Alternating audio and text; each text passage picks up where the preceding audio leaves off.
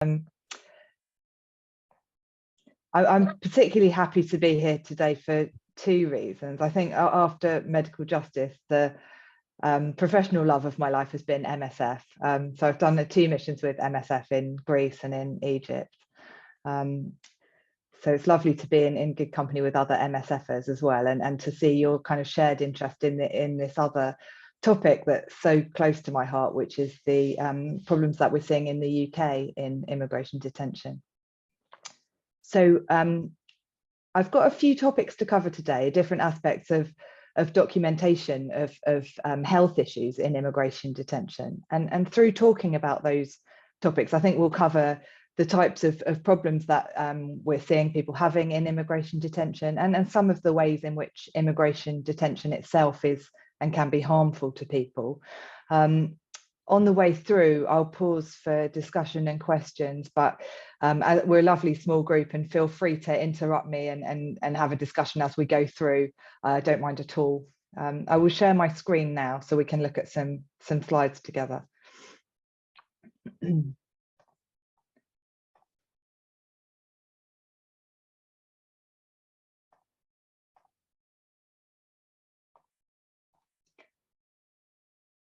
Okay, so hopefully you can see my slides there. So Medical Justice, we're a London-based charity that we organise independent doctors to visit people in immigration detention throughout the UK.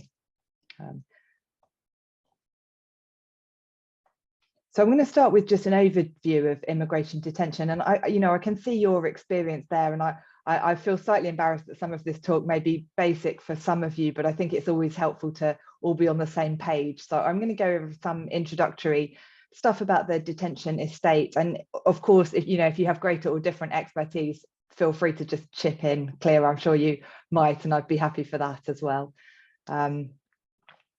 So what is immigration detention? So the first point that we would often make about immigration detention is that people are held there for administrative reasons. So then they've not been sentenced, there's not a court order, they've not been before a jury over it. Even if they have done a crime, they would have served their sentence at the point of being transferred to immigration detention. The second point we would often make about it is that it's for an indefinite period. So as far as I know, the UK remains the only country in Europe to still continue to sanction indefinite detention without a time limit. And the majority of people detained under immigration powers are held in immigration detention centres, purpose-built, or some are held in prison. The immigration detention centres where we visit people are managed by security companies whose names will be very familiar, global companies like G4S, Serco, Mighty. Just some pictures to convey really what we see when we go, which will be very familiar to some of you already, that these are built to prison specifications. They're prison-like conditions with noisy corridors and clanging locked doors and rolls of barbed wire. People can be held in their rooms, usually locked in overnight with association during the day, but there are also removal from association areas and lockdowns, and people might be detained within the detention.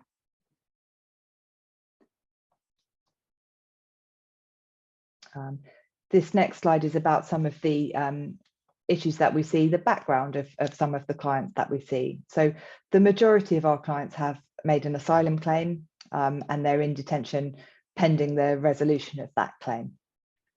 So the background conditions of the people that we're going to assess in detention centres is often, as you would imagine, adversity in their own country. So very often poverty, war, abuse, and many people who've experienced torture or trafficking. So there's a very high prevalence of trauma in that background. I mean, I know there's some mental health expertise here, and I'm sure there'll be knowledge of what kind of consequences there are of having a very high prevalence of torture in terms of relevant mental health issues and the risks of things going wrong in a detention setting.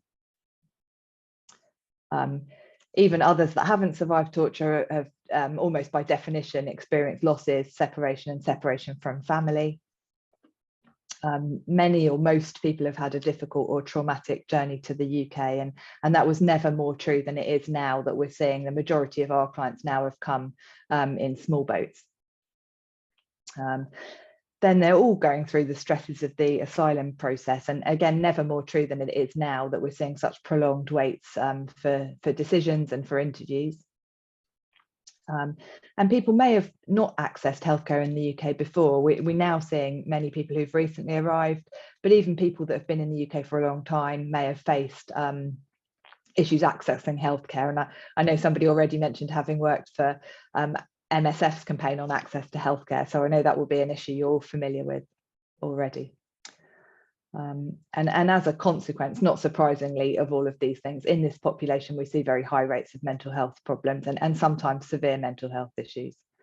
The Shaw report, which was commissioned by the government in 2016 to look at the welfare of vulnerable people in detention, concluded, which is still the case, it's apparent that the level of need is extraordinarily high when compared to the general population.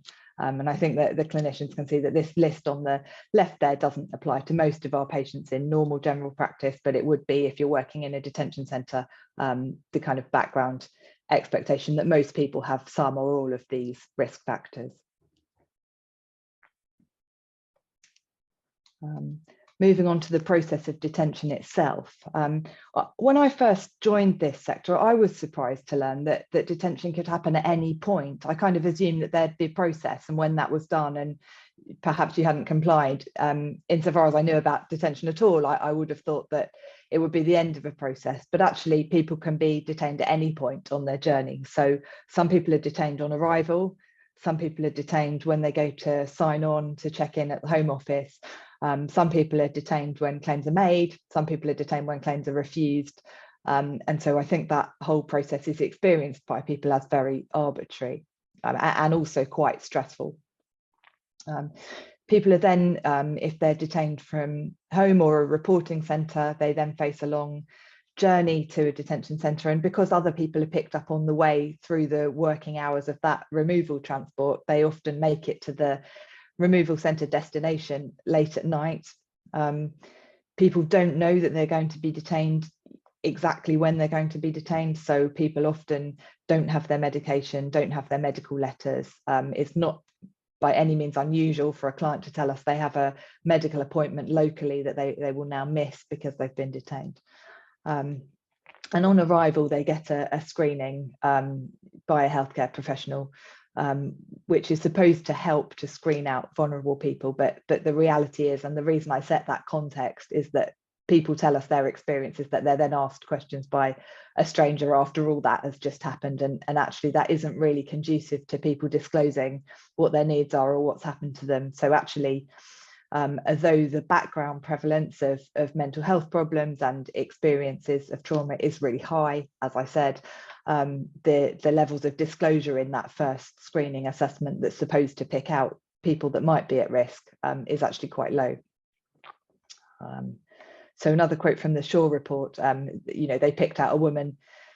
One woman reported she'd taken 4 days to get to Yoleswood, having been detained in Belfast for 3 days. And we do often see people who've passed through police custody, for example, or through arrival centres and places like Manston and so on. These are the types of challenges that our clinicians frequently describe and encounter. We sometimes find that things are disclosed to us for the first time, or medical justice hears about, serious conditions, hospital appointments that are missed, symptoms that haven't been disclosed. And we perceive that there's a kind of mistrust between the detained person and the staff, and including healthcare staff, unfortunately, in the centre. And that may be because all of those people are perceived to be part of the system that person, feels very threatened by. People may have had adverse experiences with authorities in their home country or before, and therefore feel much more reluctant to disclose symptoms or problems that they've had. We found that healthcare staff may lack training in these specific issues, despite their role requiring it. And as a result, as I said, there are missed secondary care appointments. People who've survived torture before may find this whole process really reminiscent of things that have happened in the past. And there are failures of safeguards such as Rule 35, which is supposed to identify people at risk of harm in detention and route them out of detention. For the reasons I'm describing, these safeguards tend to be quite dysfunctional. And a core problem that we see is the use of segregation to manage mental illness as a result of not having other types of recourse and being in a secure environment. It can happen that people are not really dealt with in a therapeutic way, but when there's a behavioural problem in the centre, it's dealt with as a custodial management issue, and people are moved to segregation.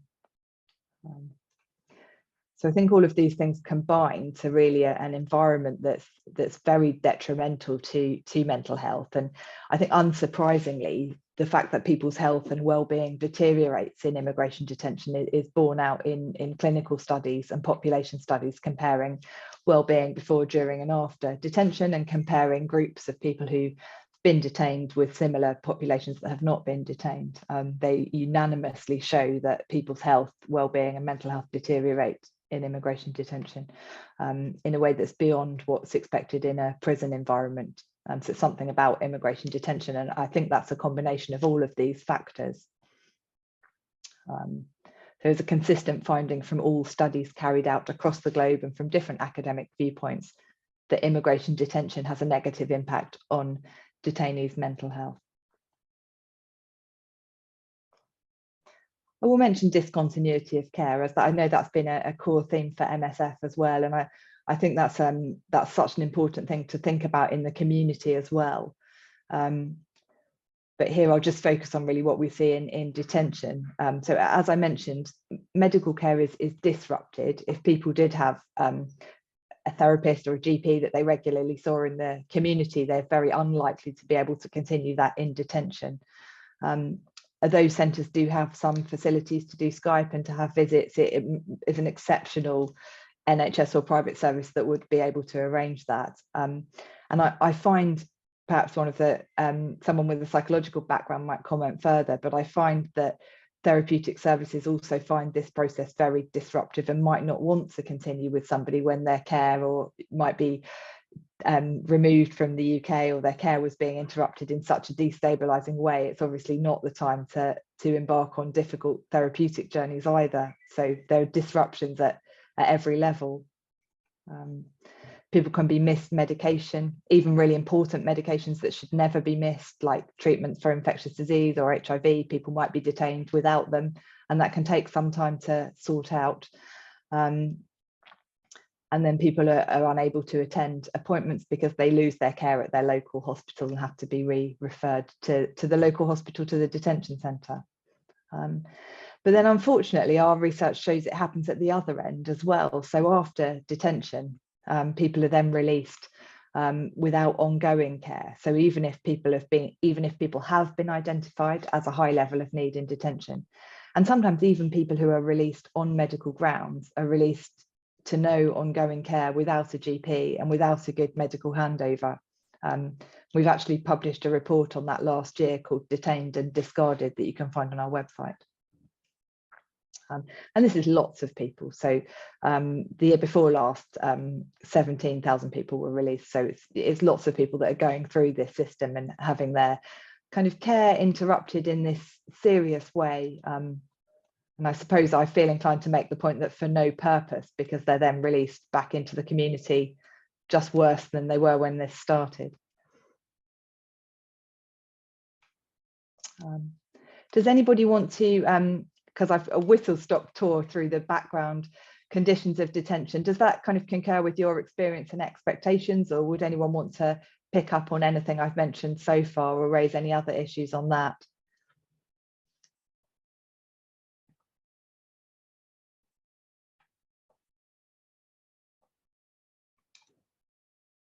I'm not sure I can see everyone, so Claire, do please jump in if I'm missing anyone.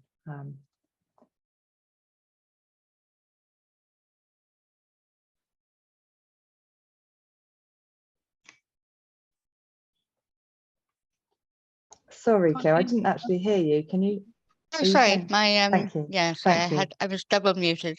I don't see any other Thank you. comments. I was just going to say it feels very everything you've just said really resonates with the experience that I have even just today in the detention center. So really, really current.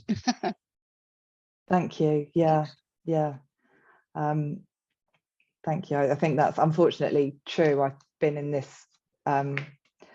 working in this area for about 10 years now, and I don't think I've seen a significant change in any of the topics that I'm going to touch on today. Of course, things come and go in waves, but in terms of dysfunctional safeguards and the type of people being detained and the main issues that we identify, I think they remain quite similar, unfortunately.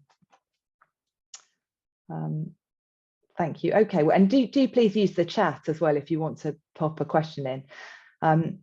I'm going to talk a bit more about what our doctors do and what we do when we do visits, which if any of you, medical or psychological backgrounds and are interested in doing this, then please get in touch. I think for others, it's maybe interesting to discuss with people in detention what might happen if they had a medical report and to know when that might be useful. So I hope this is sufficiently interesting for everyone, and do feel free to interrupt and ask questions.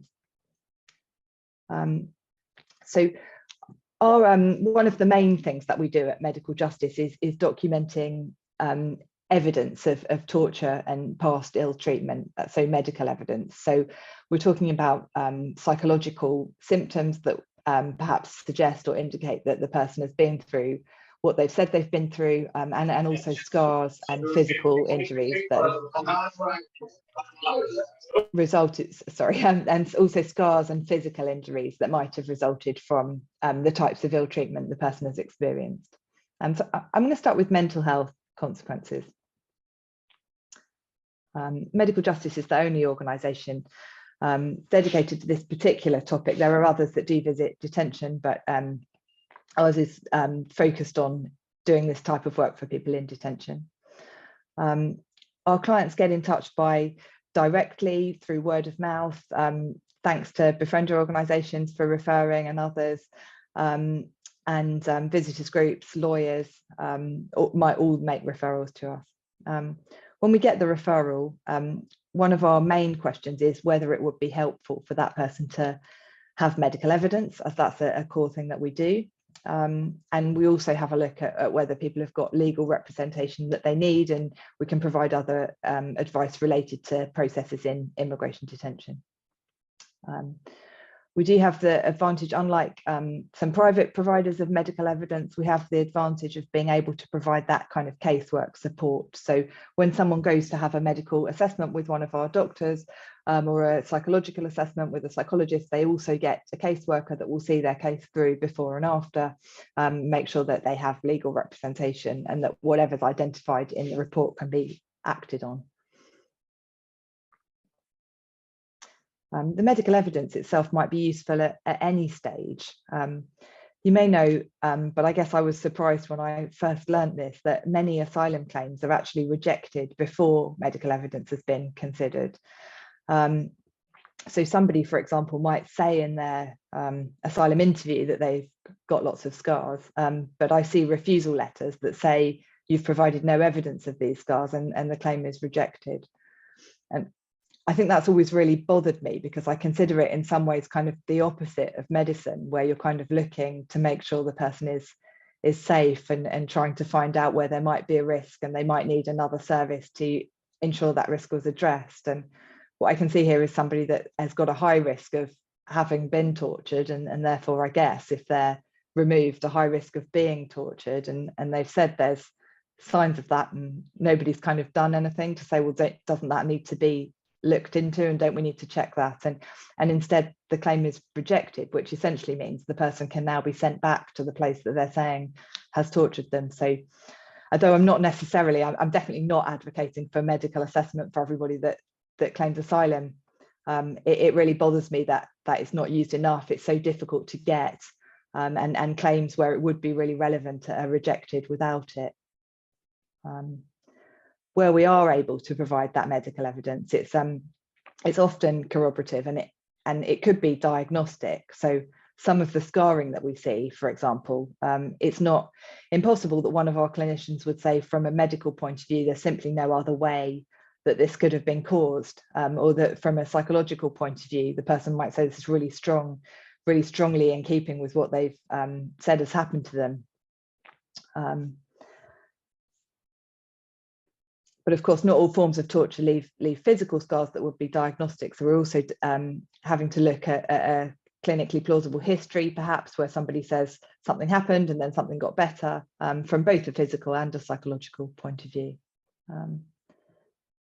And our reports might also address clinically relevant issues in refusal letters. So if we see a person has already been refused and a letter says something like, well, you were inconsistent when you said this has happened and then you said here's something else, we might also be able to say if there are clinical reasons that might have happened. Quite a common one for us is that somebody hasn't disclosed their story at the point of arrival. So we see quite a lot of people who came, for example, on student or work or couple visas.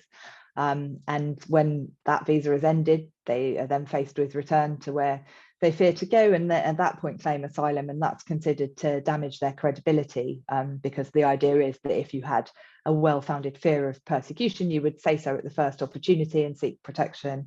But the reality in clinical practice is that that's not the case, and actually people seek protection at the point when they really need protection. And so sometimes there are clinical reasons why disclosures haven't been made that we could discuss. And there we might resort to reading literature and quoting literature about the impact, for example, of having experienced violence on disclosure, on the impact of trauma, on the ability to talk about trauma, on, for example, symptoms of PTSD like flashbacks, getting more frequent when person describes what happens in their flashbacks, and therefore people wanting to avoid it. So there might be all kinds of clinical factors we could discuss. And then we also see decision makers making their own judgments about what's clinically plausible, and where possible, we'd like to use our clinical knowledge to amend those if it's relevant. So things like, I would expect if this had happened for the person to remember when it happened, or I would expect the person to remember how many people attacked them. And I've seen if you'd really broken your leg, you wouldn't have been able to escape. And so, sometimes we can explain actually, in this case there are clinical reasons why in the broken leg case, I might think the person hadn't broken their leg, but they felt like they'd broken their leg. And so it wasn't fabrication. Or I might think they had broken their leg, but actually it was the type of break you would be able to walk on if you were so scared that you didn't feel the pain as much. So depending on the case, we would try and understand if there were any explanations, and if there were, then we would want to make sure those were considered so the case wasn't incorrectly dismissed.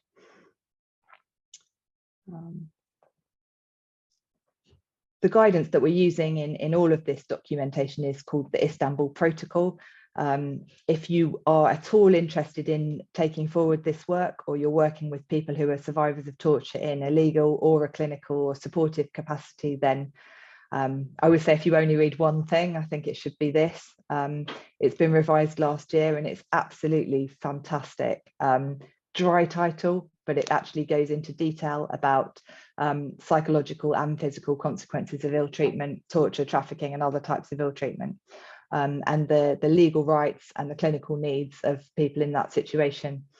And this is the manual that we work to, so we would apply this guidance. So really from, if I see a cigarette burn scar, I would look up and quote what it says in here, a cigarette burn scar might look like, and sections on psychological assessment of survivors of torture, absolutely fantastic. So the general principles which we take from the Istanbul Protocol. I'm going to talk now a bit about how we would approach the psychological assessment. Rachel? Yeah. Just to let you know, there's a question in the chat. How do people access medical justice? Oh, thank you. Often people hear about us through other people they've met in detention, through visitors groups, befrienders groups. And so they might be referred and we would contact them, or they might call us directly. We have a phone number on our website and also an emergency phone number, and we can take a referral online as well. And other people are referred by their lawyers. If the lawyer identifies that medical evidence would be helpful and they're in detention, then the lawyers would know that we would be able to potentially go and provide that. So, so it might happen either way round. In the first group that have self-referred or been referred by a befriender, often they might not have a lawyer, and we would help them to arrange a lawyer. Or if they had a lawyer, the lawyer might refer them for medical evidence. I take it the question was about clients and detained people getting in touch, because the other thing I'd really like to hear is if you wanted to get in touch, and I would definitely be happy for Clear to share my email, or you can go to our website medicaljustice.org.uk and have a look. We've actually got training for clinicians coming up on the 4th of March, and there's still a few places available for that. So we just, if you're interested in actually doing this type of work, then the answer is contact me. Yeah. So okay, so I'll carry on about psychological assessment. So basically, I'm going to just go over how we kind of approach a psychological assessment. And it'd be really helpful to hear any sort of thoughts if that's what you were expecting, or how you would approach it differently in your work. This is for doing a medical legal report. So we're talking here about providing psychological evidence. So I think the key thing is to kind of set the scene well. So we're looking at quite a long appointment, maybe at least 2 hours, 3 hours for the first assessment with a break. So you can devote some of that time to really having a good introduction. So trying to make sure the person has really understood that you're there, you know, you're not being paid by the Home Office or the detention centre, and you're there to try and help them from an organisation that wants to support them. And you're there to try and help them get their evidence on paper. So to try and really hear from them what's happened and what you can do to document that. I always point out that because we don't work for the detention centre, we also can't access their detention centre records, and we can't therefore prescribe medication or do referrals directly.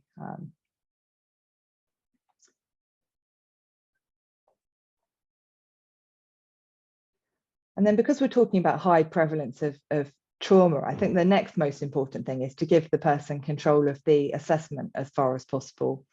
So offer breaks and explain there's no pressure to discuss in more detail than the person wants to. I think people in this situation have often been through lots of situations where they've kind of had lots of questions fired at them, perhaps in their asylum interview if they've done that, or their screening interview, or their healthcare screening. And they may have felt very under pressure to try to answer those questions beyond what they wanted to. And that in itself, if what they need to describe is a traumatic or upsetting experience, might have been very upsetting. And so we always just say, you know, if you need to have a break or you don't want to say more, then that's fine. And then we suggest starting with that person's main concerns. And I think as a clinician, it's really handy to be able to start with health. And I guess whatever your background, starting with the topic that you can kind of help with and understand the best is always a good kind of middle ground.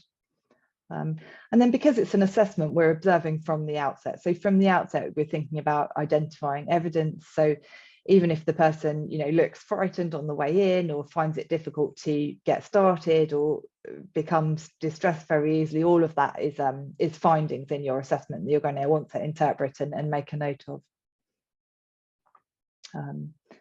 As I said, distress and difficulty giving the account might be really important findings.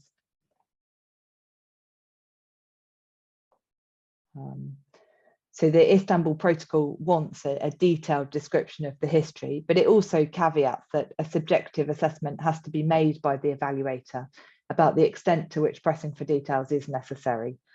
So we try and really make sure our clinicians are really aware of that if the person can't give a full account of what's happened to them, then we absolutely don't require that. And in some ways, I think if you just need to explain in your report that the person was too distressed to, that in itself might be kind of psychological evidence, or you know, something quite corroborative of their account. If they really appeared to be struggling, or there were other clinical signs that they weren't well enough to give their account, then those might be important examination findings in themselves that you would want to write down. this is a quote from the Istanbul Protocol explaining the overall goal of a psychological evaluation is to assess the degree of consistency between an individual's account of torture and the psychological findings obtained in the course of the evaluation, and to provide an opinion on the probable relationship between the psychological findings and the possible torture or ill treatment. So just to summarize that part, to assess the degree of consistency. So what you want to say there is the extent to which the findings support the account. It carries on psychological evidence comprises not only the alleged victim's statement, but a variety of information, including observations on verbal and non-verbal communication, emotional reactions, affective resonance and behaviour. It's quite important to emphasise for a psychological assessment, it's not just taking what the person said at face value and writing it down again, it's making an assessment of all of the factors that surround that, including perhaps background documentation, but also how that person did and managed in your assessment.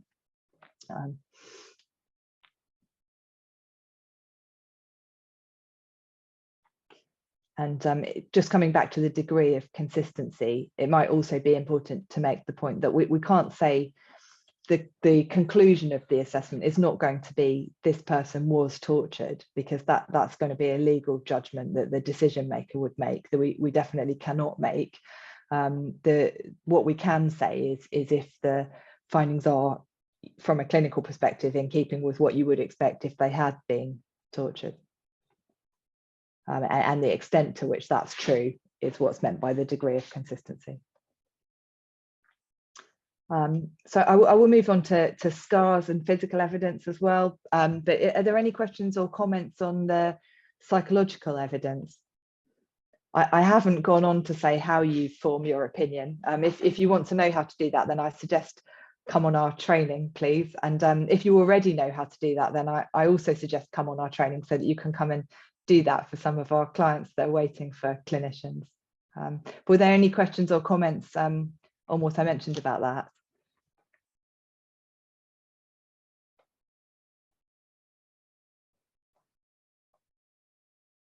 I did want to ask about the training a little further, but I think it can probably wait till the very end, maybe. Sure, we'll have time at the end as well, Davina, if you like. Yeah. Thank you. Thanks. Okay, well, I'll carry on about physical evidence.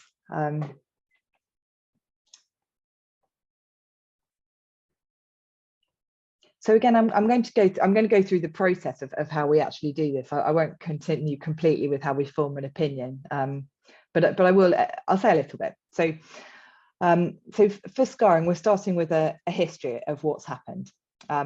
So we can't just say what's happened to cause that scar, but we also need to know who the person is. So what kind of work did they do? Of course, if they were a mechanic or a firefighter, then they might be expected to have a lot more scars than if they'd done a secretarial job. And the decision maker would expect you to have considered that. So if somebody's got a burn scar, but they were a firefighter, the decision maker would expect you to have considered the fact that they were a firefighter. If they've got a burn scar, but they, good account of having been an office worker, then it perhaps may not be so important to consider that. Then we're going to take a detailed history of torture. So again, just as I said for psychological assessment, we're going to do this as far as possible and clinically appropriate. So if the person, and of course everybody's so different in this respect, and some people want to and come, and I feel sometimes the kind of floodgates open and people are really relieved to actually have somebody will sit there and listen to exactly what's happened, and that's fine. But again, as I said earlier, if they don't want to say in detail, then that's also fine. So as far as possible, we're trying to get the person to let us know the cause of literally every scar. So if the person has 100 scars, our doctor will sit there and write the cause of 100 scars, and they'll also measure them all and draw them all and photograph them all. So it can be a really big job. And then the attributions where they know. So I would say I've never seen somebody with 100 scars that knew exactly how they were all caused, but people often have an idea of how major scars were caused, or scars in parts of the body where it'd be quite memorable to them, or that they'd seen. Scars on the back, people often don't know how they got there. So we write down what the person knows, and then we're also writing down other incidents where they don't know. So if, for example, the person has lots of scars on the back that they can't really attribute, but they've also got a history of lots of types of beatings that might have left them with those kind of scars, then we're thinking all the way through about trying to put together what we're finding with what they're saying. And then as far as possible, again, we're also asked about the course of healing. So of course, scars that have been infected or haven't healed well will have a different appearance to those that have been medically treated or stitched, in which case you might see something very neat. So we need to know that as well. So it's quite a lot of information to know about the scars, and then doing the examination. So for the examination, we think about, is the person right or left-handed? Sorry about that horrible picture. But we need to think about that from a kind of forensic point of view, because the decision maker will expect us to consider, has the person done this themselves? And then we're also thinking about the psychological side, even though now we're doing the scarring. So we're thinking about how the person is doing during the examination, because of course, this might be the most distressing part, that they're actually going to look at their own scars and tell us how they happened. And then we're not only looking at scars, but we might also see other types of injury from different types of ill treatment.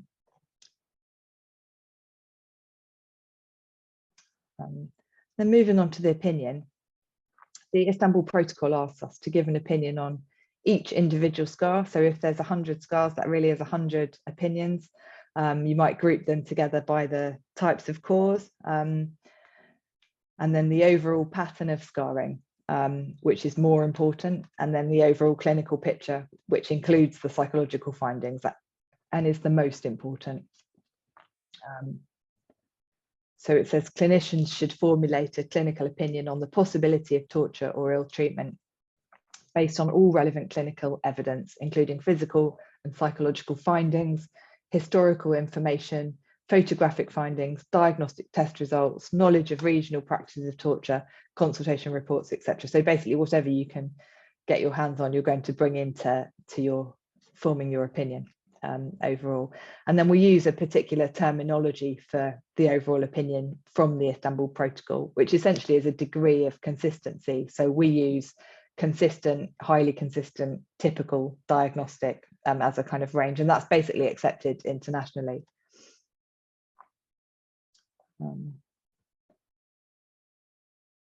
Okay, so that's my kind of whistle-stop tour through how we do document psychological and physical consequences of ill treatment. I'm not sure how long I'm allowed to talk for. You can probably see I could talk about this all day if you want me to. But my final section was going to be on the mental health impact of immigration detention, which I alluded to at the beginning, and I think is probably relevant to everyone in this sector. So I could quickly whiz through that and then we could have a discussion about it. Yeah, okay, I'm getting some nodding encouragement, so I'll go for that. Thank you. Okay, so moving on now to the mental health impact of immigration detention. So our clinicians, as well as documenting evidence of what's happened to the person before now, they also really want to document what's happening to the person now. So in our instructions for medical legal reports, it will often say document the psychological symptoms and signs, document the physical symptoms and signs if they're medical, and it will usually also say has the person's health deteriorated in detention, or has the immigration detention impacted on the person's health, or has it impacted on their mental health. So we're doing this most of the time for people that we're seeing. Here's my case study, which is just to sort of provoke some thoughts and perhaps some discussion later. So this is it's a hypothetical example for confidentiality, but I think it could be a number of people. So it's Mr. C. He's a 26-year-old activist, and he's a survivor of torture.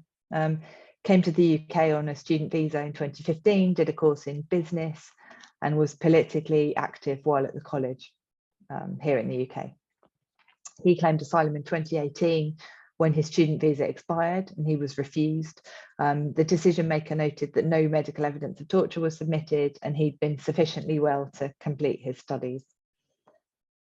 He was detained at an IRC. In his screening, he disclosed no mental health issues. 6 weeks later, he saw the GP for sleeping tablets, complaining of stress and severe insomnia. 2 weeks later, he attempted to hang himself in detention. When he saw the psychologist afterwards, he described severe insomnia, flashbacks and nightmares since being detained at the IRC that he hadn't had just before. So my question to have a think about, or feel free to, if anyone wants to feel confident to chip in early, my question is, how might the deterioration in detention be explained in a medical legal report, an MLR? Is the delayed onset of symptoms relevant to the diagnosis? You all happy with, or happy is not the right word, but happy with following what I said about the case? Yeah, I'm sure you've got a lot of ideas, but does anyone want to throw in, or I can save it for a discussion later, does anyone want to throw in any ideas for what they would want to be considering if they were assessing why he deteriorated in detention?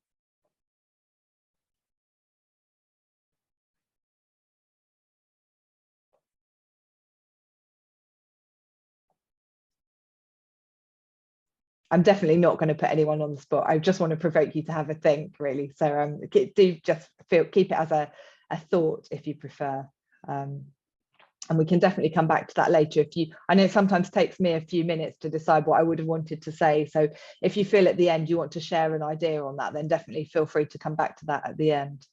I like it as a case study because, as I said, it's far from unusual in the types of cases that we see. I would say the themes in that come up for me every week.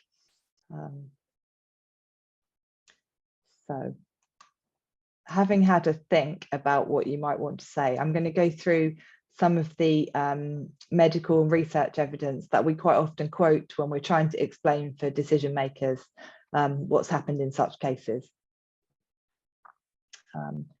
So one of the kind of helpful seminal and early bits of research was Mary Bosworth, who, for Stephen Shaw's 2016 report I mentioned, that was commissioned by the Home Office to look at the welfare of vulnerable people in detention. She actually summarised all the literature she could find about mental health in detention. And she said then in 2016, literature from all across all the different bodies of work and jurisdictions consistently finds evidence of a negative impact of detention on the mental health of detainees. So that was a start. And since then, that literature has just built and kind of carried on. And as far as I know, there's no major study that shows anything different. And I don't think that's necessarily through lack of trying, because actually there are occasional studies that show improvements in various measures in prison populations due to various interventions, but there's just nothing in immigration detention. And I think that's for the reasons I mentioned at the beginning. So there's now a body of evidence associating immigration detention with deterioration in mental health, and specific evidence about particular mental health issues or diagnosis. So this 2018 paper I've got on the right there, von Werthen et al., is a systematic review of all of the adult studies up to that point, and showed an association between the duration of detention and the severity of mental health problems, showing a significant relationship. The Royal College of Psychiatrists, which actually has been updated just last year, so 2022, says exactly the same as it said here in 2013. That detention centres are likely to precipitate a significant deterioration in mental health in the majority of cases, greatly increasing both the suffering of the individual and the risk of suicide and self-harm. The Royal College of Psychiatrists actually have consistently raised concerns about this, and a more recent position statement in 2022 lists the different categories of types of mental health problems and explains the detrimental impact of detention on the range of mental health issues. Deterioration commonly occurs when the individual is a survivor of traumatic experiences or has PTSD. And actually, what's quite concerning in this systematic review that I mentioned is that detention actually was found to independently contribute to PTSD. So what that actually means is people who'd had a causal traumatic experience were more likely to get full-blown PTSD if they were detained in immigration detention. And that's generally been a concern that it's been, I think, best recognised for survivors of torture. And as this Royal College of Psychiatrists quote shows, they mention that, especially the symptoms of PTSD, including debilitating fear, insomnia, nightmares, and so on, would increase, and therefore also the risks. And then, of course, experiences within detention that happen after being detained, like being moved to isolation, being restrained, or being held in prolonged indefinite detention can further contribute.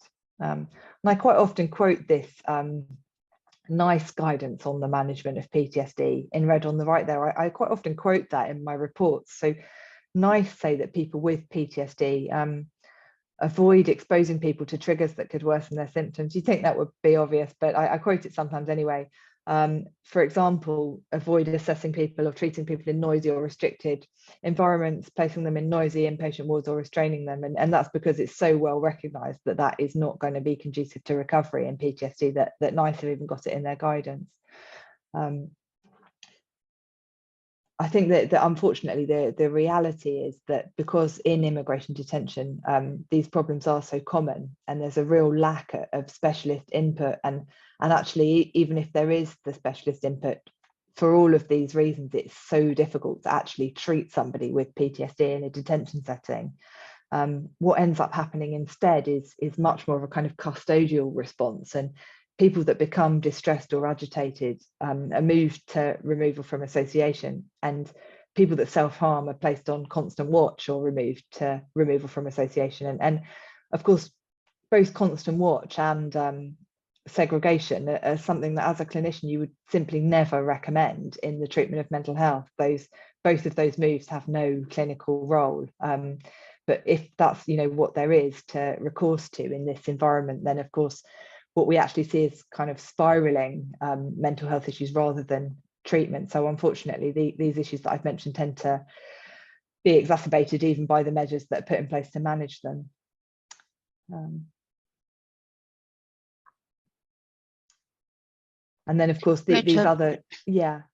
Hi, Claire. Sorry, I was just going to jump in and say, and there's no real alternative to some of, as you were mentioning earlier with the lockup at night, there's no alternative to that for people who may have been locked up or who may have an adverse reaction to that.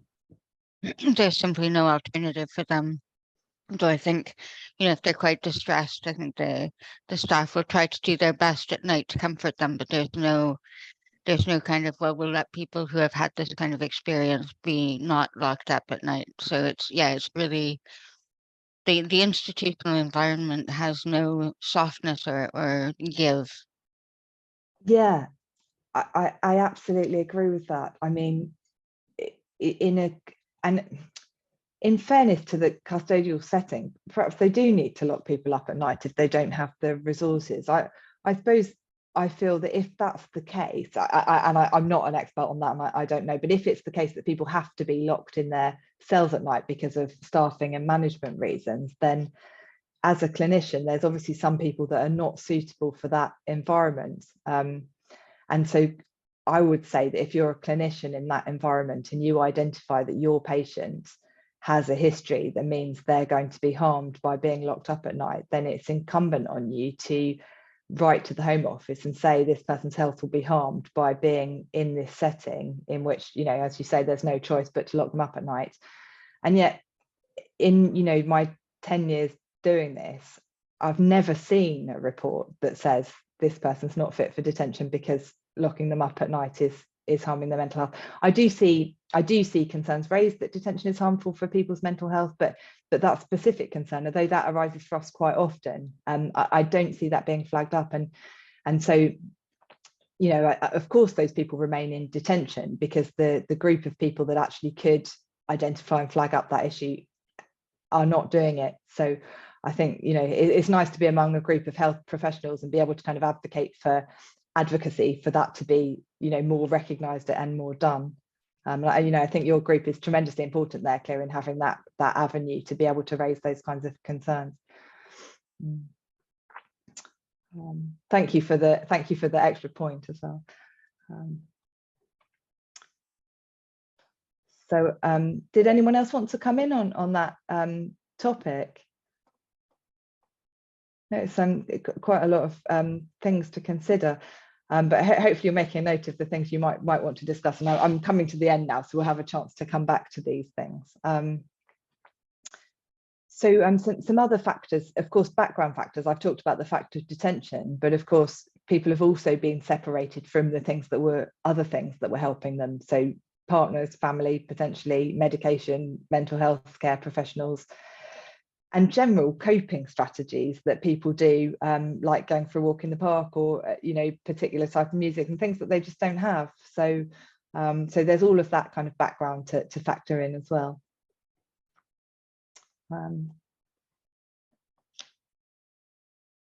What's re-traumatization? We talk a lot about re-traumatization because of seeing people who've been traumatized coming into detention and getting worse. And as I mentioned, even sometimes development of new PTSD in detention.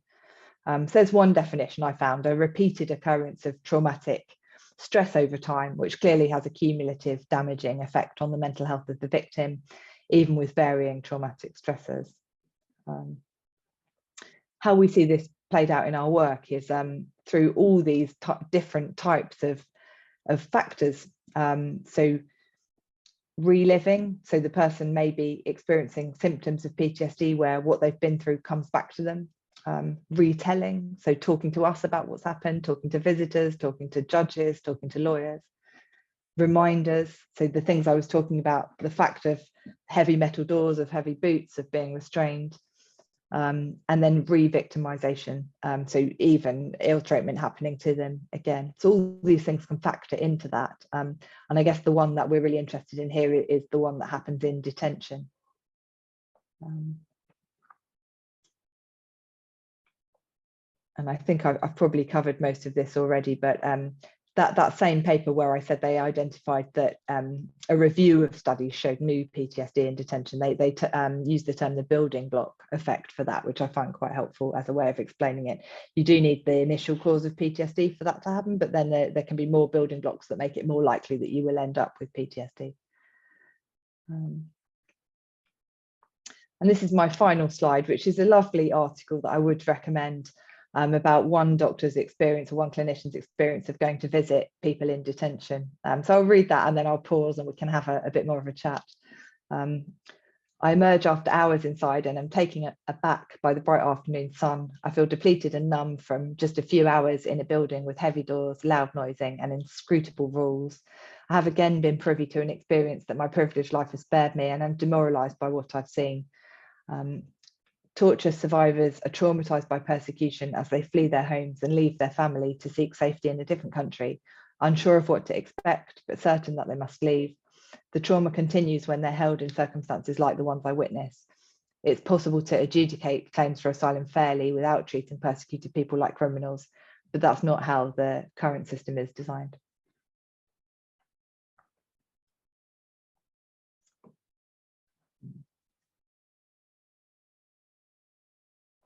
Okay. Well, thank you all for your sustained attention through all of that. And I hope that's given some things to think about. And if anybody's interested in getting involved, then a bit of the background there. And I'd love to hear your reflections or thoughts on it. So Catherine is just leaving. Thanks, Catherine. And there is a question in the chat, Rachel. I don't know. It's from Rachel to Rachel. Rachel, I don't know if you want to just pipe up and speak, or if otherwise we can read it if it's hard for you to make yourself heard on the device. Thank you. Yeah, I can. I'll read the question and just discuss it. The question is, do you know if the mental health of all detainees is affected? It sounds like those who have underlying challenges experience an exacerbation of symptoms, and these are worsened by the length of detention. That's correct. It sounds like the environment is toxic for all mental health. Do the majority of detainees have some factors that would affect mental health? So they're all really good points. Really great question. Occasionally it comes up for us as well. Somebody actually just asked me yesterday, is there a risk that we'll be seen to say this about everyone? I think there are some aspects of this that are true for everyone. I mean, nothing is universal. Have I seen occasional person whose mental health has stabilized in detention, yeah. If possibly somebody forms a relationship with a sympathetic member of staff, that could be stabilizing. If someone accesses healthcare or methadone for the first time, that could be good. I'm not going to say it's all bad. I would say that even in those cases where the person finds something helpful in detention, unfortunately, because detention is by its nature for an arbitrary length of time and unpredictable to that person that's supporting them, that relationship is likely to end abruptly without an ongoing plan as well. So that's quite difficult. It is difficult to see those benefits, I think, for anyone. And then the question about toxic environment, that just is exactly the right phrase. So thank you for that. I think all of us, or many of us working in this environment, would agree with a phrase like that. It's not an environment that's suitable for any people who are vulnerable to mental health issues. And for that reason, actually, the government themselves have provided guidance and adults at risk policy that spells out groups of people that should only be detained in exceptional circumstances, including survivors of torture, survivors of trafficking, people with serious mental health issues. But unfortunately, perhaps because of the background prevalence in the population who are liable to detention, but those prevalences are really high in that population. So it ends up that the people in detention do have those risk factors that mean they're so likely to be harmed by detention. Claire, please. I guess one thing that that is quite a challenge is the issue of when there's that deterioration in detention, and then people are in a serious crisis situation or self-harming, and there's nowhere for them to go, then there becomes a real challenge because there's no safe environment to which they can be discharged, but there's also no justification. I mean, it's not healthy and helpful for them to remain in detention. I guess I just wonder how you've handled that, if you have handled that, if you found any solutions to that at all. Yeah, I mean, that again is a really genuinely difficult problem, and people can be in detention because there hasn't been an appropriate place for them to go identified. And we've seen occasionally people who should be transferred to hospital not prioritised for transfer to hospital because they're in a place that has a health centre and so on, and they're in a secure environment already.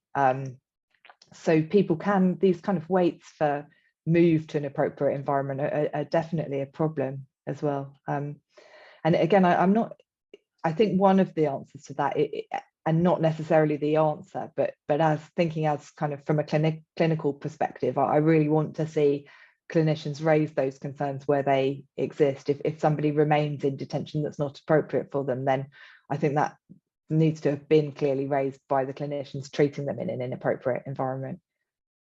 Yeah, I mean, there's another question, so I'll shut up in a second. But I guess it's just that challenge as well, as when you have someone who's clearly self-harming, really having very profound difficulty, or having a complete psychotic episode, and there's no beds in a mental institution, like there's nowhere for them to go. And how do you get them out of detention, but into a safe environment without putting them at risk? Yeah, I mean, in some ways, that scenario can be a product of the detained environment. For example, in my NHS role, I do quite a few visits to asylum seeker home office hotel accommodation. A few of my patients are in that situation in London. But I can't name a situation where a person has had to be cordoned into their room by security, if you see what I mean. I'm trying to think of what's the community equivalent of segregation in 24-hour watch.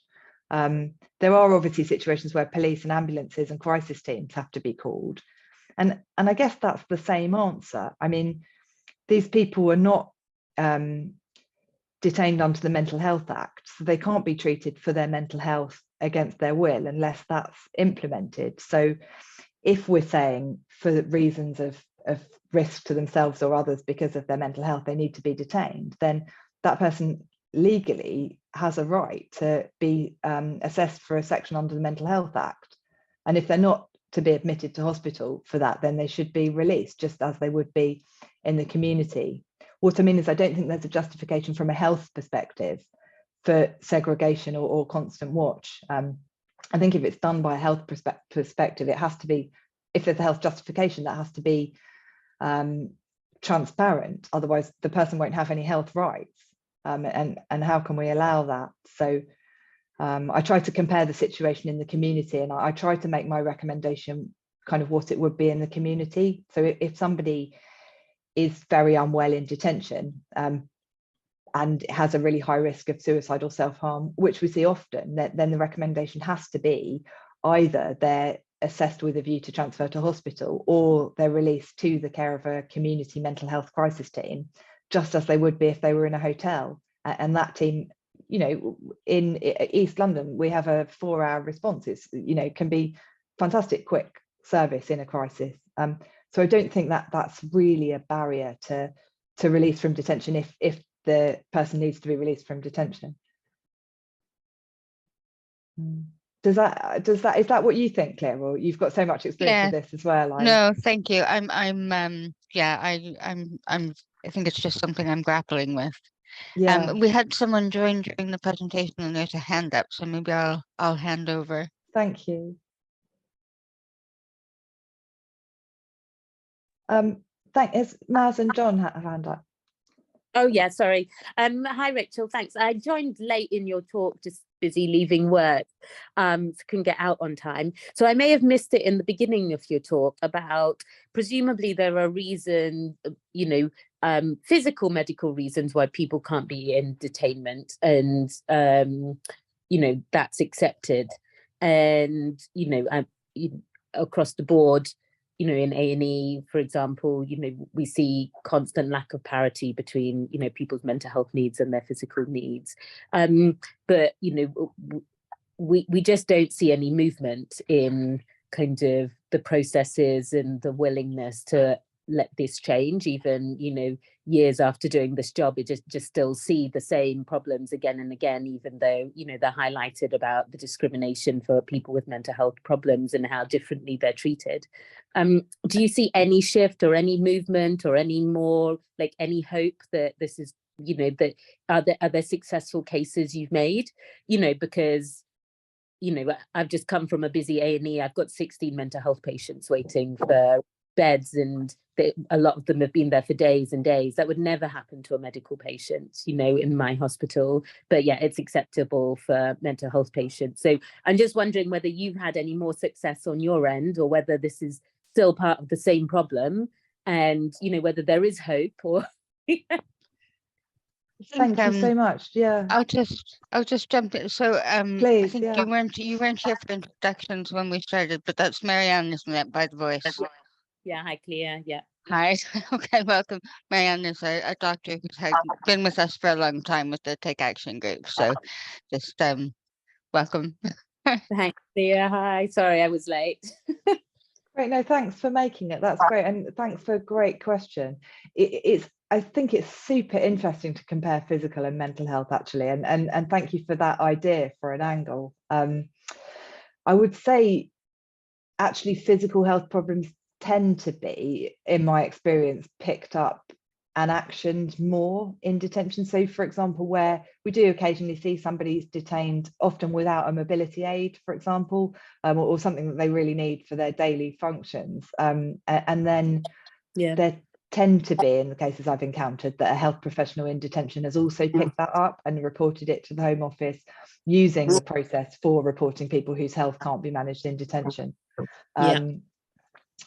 So I guess, and I think there's so many reasons for that, but I think in some ways I'd want to bring it back to something really systemic and cultural about these institutions, that they don't allow people their kind of mental health rights. And it's partly, I think it must be related to really complex factors to do with a culture of disbelief, to do with a lack of empathy and understanding towards what people report, and a general lack of trauma awareness and a lack of psychological training, I think all combines to make physical problems somehow much easier to manage and psychological problems much more difficult, in a situation where you'd almost want it to be the opposite, because the expertise you really need in this area is that kind of psychological understanding and trauma awareness. Yeah, I guess I was just the same prejudice and same unawareness and blindness happens just across the board. It's just more of a countrywide systemic cultural thing, isn't it, that we just don't value people's mental health, or don't see it as the same kind of as their physical needs, and it's the same kind of battles we have. And here, it's just compounded, isn't it, because it's just so much more serious. I mean, it's so interesting, isn't it? Because what's actually really disabling, I mean, one of the studies on the mental health impact of detention actually shows that the negative effect of being detained in immigration detention was detectable 3 years later. So the kind of lasting impact of, and I actually think about it in terms of people in the community as well, who are just waiting for claims to be processed, not able to access therapy, and in kind of situation that's harming their mental health. That situation, that kind of harm is going to go on for much longer, actually. And if I said there's a physical health problem that has consequences for 3 years and nobody's done anything about it, people would be crikey. How can that happen? So I think, that just to air some thoughts, Marianne, but I think you're asking exactly the right question.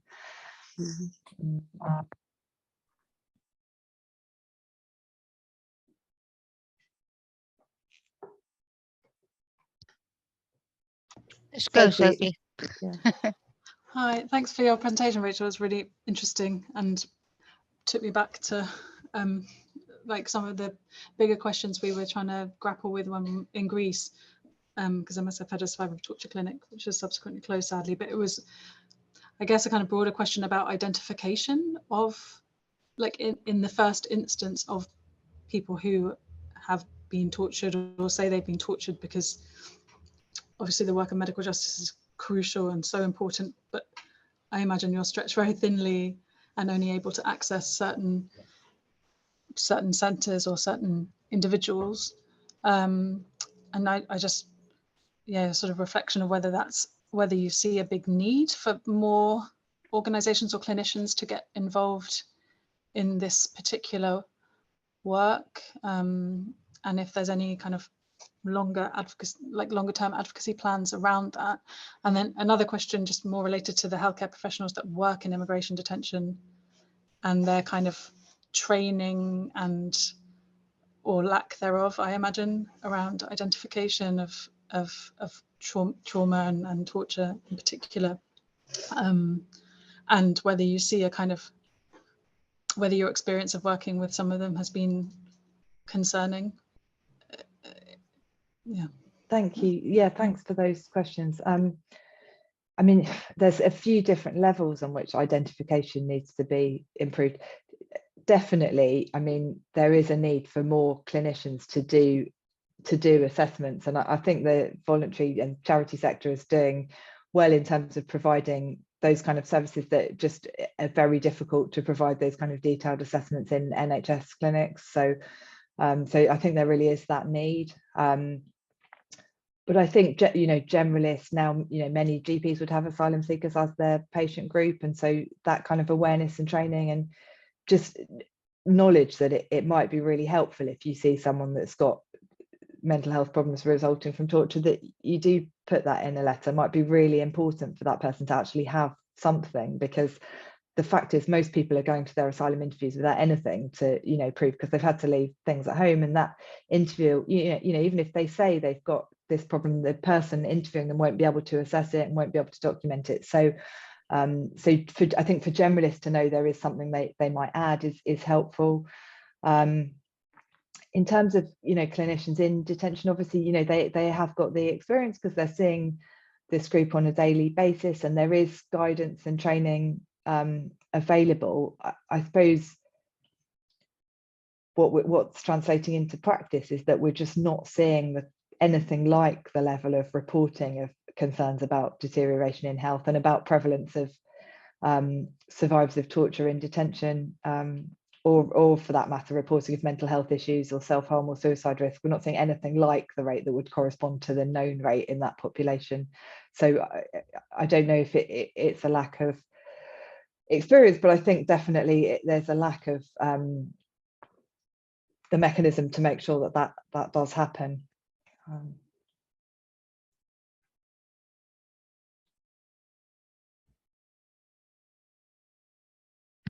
It's difficult though, isn't it? Because a lot of the people who are advocates are working outside and don't want to be part of the system. And so you get people, I mean, they're not bad people, but they're not advocates, and they're not, you know, they're not people who are committed to this population.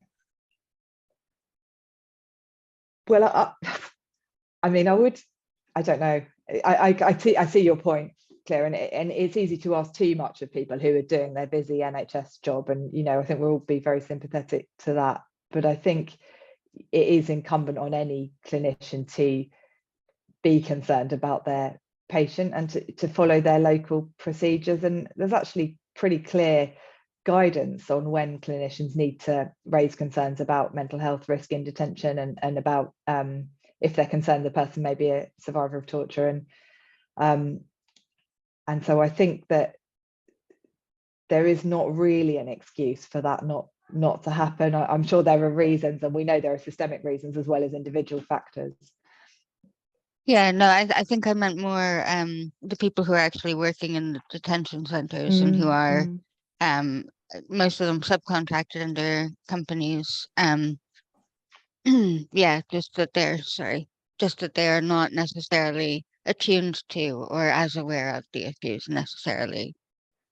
Yeah, you're right there, and I think that is a good point. If things are subcontracted or if staff are temporary, I guess that makes it incumbent on the provider to ensure that people are, fully briefed of the relevant procedures they need to follow. And definitely we're continually trying to advocate for that. And in all of my letters after assessments, I attach the relevant references, and you constantly on that individual level as well as on a systemic level trying to make sure that this, does change. But I think we're not there. Lavina wanted to come back in. Please. Yeah, sorry. I just wanted to ask about the training. If you could just say a little bit about the content and how potentially I could sign up. Thank you so much. What a great question. Thank you. I've planted this one. So our next training with medical justice is Saturday, the 4th of March in London. We will do one online not too many weeks after for people that can't travel into London. You are eligible for that training if you are a clinician for psychologists, 2 years postdoctorate clinical experience, or for medics, 3 years post-foundation clinical experience, and prepared to write medical legal reports on the basis of assessments done in detention. So the website I'll put in the chat here, and I will put my email as well. So be just great to hear, and please, pass it on if you have contacts and others that might be interested in joining us. Yeah, I wonder if I could just check, because this is training that I've previously tried to get onto, but where I didn't have the experience directly working with refugees or those in detention, it wasn't accepted. So I've certainly got more than 2 years postdoctorate training as a psychologist, but I just wonder if you know whether there'd be another block to me potentially joining the training. No, I don't think so. I think through over years our kind of needs have changed and ebbed and flowed, and the kind of bar that people have had to jump through to be able to provide medical evidence has changed and often grown. Actually, when I started, you could be a foundation program doctor, and now you have to be, fully qualified GP or other specialist. So I think things are changing. It sounds like you may well be meeting our criteria. And I'm sorry if you didn't have a good experience before, but why don't you send me your CV and then we can speak directly? Sure, thank you. It'd be great. Yeah. We should. I see we're having people dropping off, so we should probably wrap up and let people go, especially you. I know you've had a long day, Rachel. So thank you very much. This has been really helpful, and we have recorded it, so we'll post it on the YouTube channel for Take Action Group, and let people know where they can find it. And just to mention that we did also, when we sent out the newsletter and the information about the training, circulate the dates for the training, the medical justice training. So people who weren't able to make it are aware of that as well. And we'll continue to share that. But thank you, as usual. It's just been a really informative, really helpful, and really inspiring session. Thank you so much, Claire. Thanks for having me. And thank you all. Thank Nice you. to see you. Thanks, Thank Rachel. It was you. great. Thanks, Claire, for organising. Bye. Have a good evening. Nice evening. Bye. Thanks. Bye.